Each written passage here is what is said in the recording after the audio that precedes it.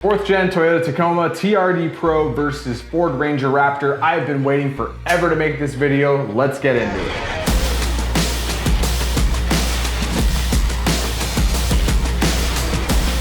Hey everybody, Matt McAdam here, aka Desert Chief, only on Driving Lines Chasing Dust. And today we are diving into a head-to-head comparison between two of the hottest mid-size trucks on the market today. And of course, we're talking about the fourth gen Toyota Tacoma TRD Pro and the all-new 2024 Ford Ranger Raptor. Both of these trucks are designed for off-road enthusiasts, but which one's really gonna give you more bang for the buck? If you are an off-road enthusiast yourself, you might wanna stick around as I break down some of the key differences between these mid-size monsters to help you make the best decision. First on our list is gonna be performance, because everybody wants power. The TRD Pro only comes with one engine option, and that's the 2.4 liter turbo hybrid 4-cylinder, which they dubbed the iForce Max. And that motor is putting out 326 horsepower and 465 foot-pounds of torque. But not only is it powerful, it also makes that peak torque at 1700 RPM. That's important to note because a lot of off-road situations you might find yourself in don't require full redline, full RPM power. You just want that low end power, and the Tacoma definitely delivers that with this hybrid motor. And of course, the other benefit being it's a little more fuel efficient. You're into the 22 miles per gallon according to Toyota. I haven't verified that, but it's definitely more fuel efficient than just a straight up gas motor. But now let's compare that to the Ford Ranger Raptor, which has a 3-liter V6 turbocharged Ecoboost engine, which is cranking out 405 horsepower, but 430 foot-pounds of torque. Now, if you drive like me, you're definitely gonna wanna get up in those upper RPMs and get that extra power out of the Ecoboost. The Ranger is gonna be the vehicle for you. However, if you prioritize miles per gallon and you don't mind having a hybrid 4-cylinder in your truck, then you might want to go with the Tacoma. All right, next up is my favorite topic, and that's suspension. Now, the new Tacoma TRD Pro comes with a set of 2.5 Fox internal bypass shocks with remote reservoirs, and they got adjusters on each shock as well. That's also paired with a new upper control arm that Toyota provided, and that gives it the extra caster that it needs for the increase in ride height. Out back is where things get totally wacky. Tacoma has always been a leaf sprung truck, and this time around on the 4th gen, they're going with coil springs. Now, you're still gonna be getting those Fox shocks in the back. However, now you have a coil spring instead of leaf springs. Now, I've never driven this truck, so I can't give you my full opinion on the rear suspension. However, I will say all the other vehicles that are switching from leaf springs to coil springs have definitely increased in performance when it comes to off-road suspension. But this is really where the Ranger Raptor shines, in my opinion. The new Ranger Raptor comes with a set of 2.5 Fox live valve shocks, which gives it the ability to adapt to the terrain in real time. I have the big brother to the Ranger Raptor with my Bronco, and it's got the 3.1-inch diameter Fox live valve shocks, and I've never driven an off-road truck out of the factory floor that performs quite like that. It's pretty incredible, and I know Fox has got something right with his live valve shocks, because you really just can't beat a shock that is continuously changing with the environment around it. And what's new for the rear suspension of the Ranger is its new Watts linkage. Now, this is like a linked rear suspension system. However, there's 2 links going from the chassis to the center of the differential on the actual axle housing.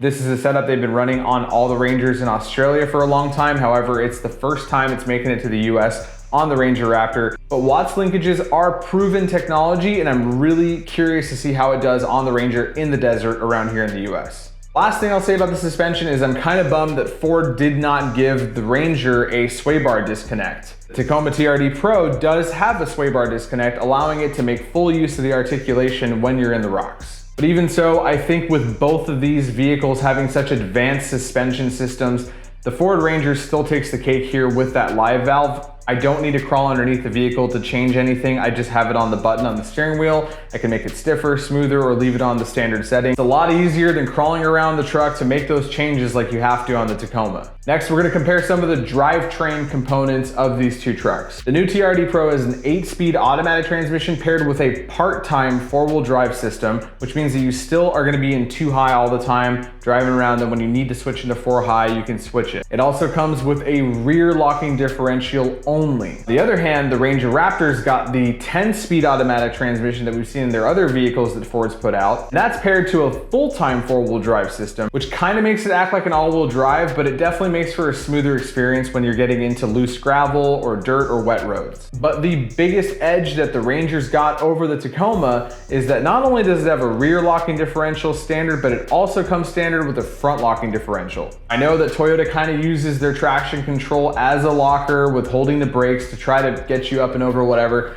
I don't like relying on some of those weird, complicated systems. When I want my front tires to be locked, I just want to push a button and have them locked. Next up, we got another heavy hitter talking about tire size. This is my most important metric when it comes to building any off-road vehicle, because you start with the size tire that you want to run and then you build the truck around it after that. Tacoma guys are no strangers to running bigger tires on their vehicles. They like to lift them up, put 33s or 35s on them, but the new Tacoma only comes with a 265/70/17 tire. Kind of underwhelming for a truck that's supposed to be so big and badass for off-road. It only comes with a 32-inch tire. I would expect at least a 33-inch tire to come from this new TRD Pro, but we're stuck with a 32. I'm sure that you can bump it up to a 33 with minimal modifications to the front wheel wells. However, kind of just wish it came with that size tire to begin with. On the other hand, the Ranger Raptor has a 285/70/17, effectively giving it a 33-inch tire size from the factory. Not a huge bump. I'm gonna admit, I really wish they came with 35s. I'm not sure why Ford did that, because the Bronco Raptor's got 37s on it. So if they can make a 37 fit on that truck, kind of wish they made a 35 fit on the Ranger. I do want to spend a few minutes talking about some of the notable features of both of these trucks. Being at the top of the line, the TRD Pro Tacoma is going to come with some off-road enhancements. It's got a steel rear bumper that was made in conjunction with ARB. It's got some really nice toe points on the back of it. It does have skid plates under the front. That's not really new for the TRD Pro lineup. And it does have their multi-terrain monitor, which allows you to select between different terrains. And we've seen that on some other Toyota models in the past. But bear with me here. There is one feature that I just don't think I'll ever understand on the new TRD Pro. Toyota is all about showing off their new isodynamic front seats that come on the TRD Pro Tacoma. If you haven't seen these yet, they basically are two shock absorbers that are molded into the back of the front seats, both the driver and passenger side, and they have adjustment settings on them. And it's supposed to just take away some of the jarring effects of driving your truck off-road. I get what they were going for, but there's a few problems with it. I'm gonna just explain. The back seat on the Tacoma has always been kind of useless when it comes to having adults sit back there. It's fine for kids, usually can sit there no problem, but adults don't really fit in the back of a Tacoma very well. Now that you've added this giant apparatus to the back of your seat, there's no way anybody who's over 5.5 feet tall is going to sit back there for more than a few minutes. Additionally, this is just kind of a theory of mine, but I like to have all the feedback from my truck coming up through my seat. I tend to drive with my butt sometimes, which tells me if I'm getting a little too sketchy or a little too fast or pitching over a little bit too much.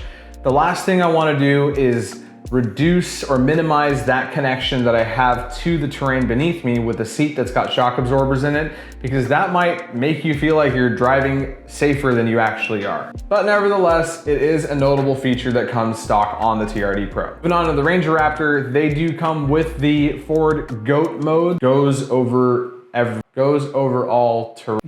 any terrains. Whatever it is. Basically allows you to select between different terrains on there. I have them on my Bronco Raptor. They're pretty cool for a quick setting change. On the Tacoma, you do have to go through all the settings and change everything manually whenever you want to go from like the desert to the rocks to the city driving. On the Ranger, you can just switch the dial the same way you do with the other Raptor vehicles. It's pretty convenient. Both trucks are armed to the teeth with all kinds of technology, all the bells and whistles and technology that you can find in the top of the line pickups these days. But now on to our final criteria for comparing these two vehicles. Arguably the most important metric for anybody who's watching this video is going to be the price of these trucks. This is where you might find yourself making a clear decision on who's the winner. Now, the 2024 Tacoma TRD Pro comes at an MSRP of about $65,000.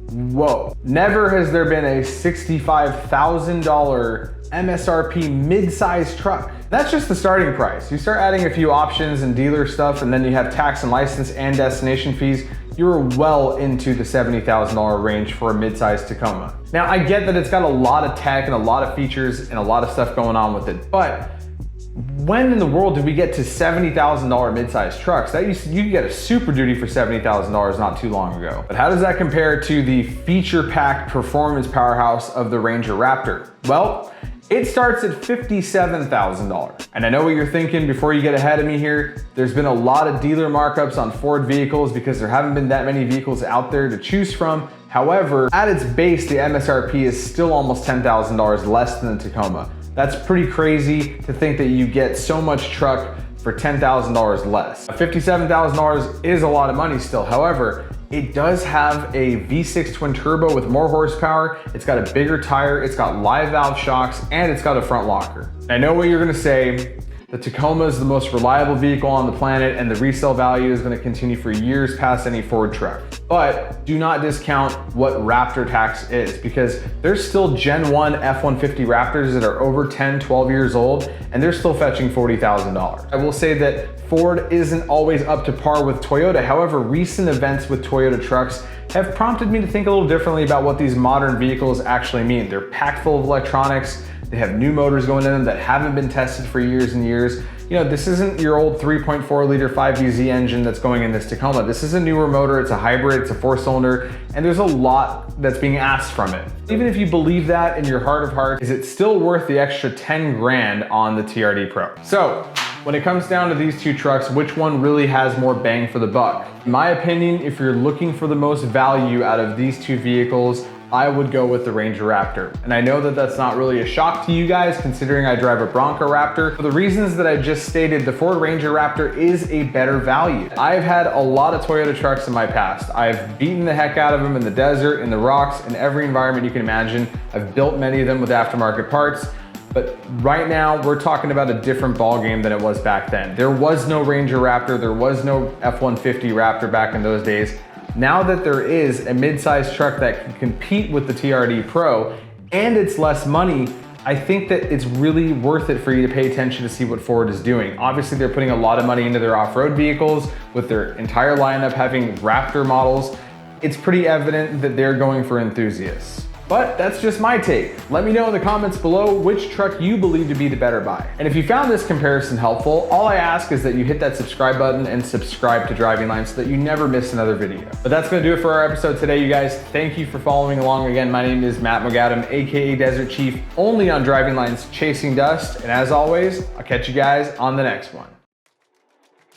Thanks for watching Driving Line. If you guys like this video, consider subscribing to our channel so you'll never miss any of the content we create here. Whether you're into trucks, Jeeps, imports, domestic vehicles, or anything in between, we are here to fuel your passion. So hit that subscribe button and we'll see you guys next time.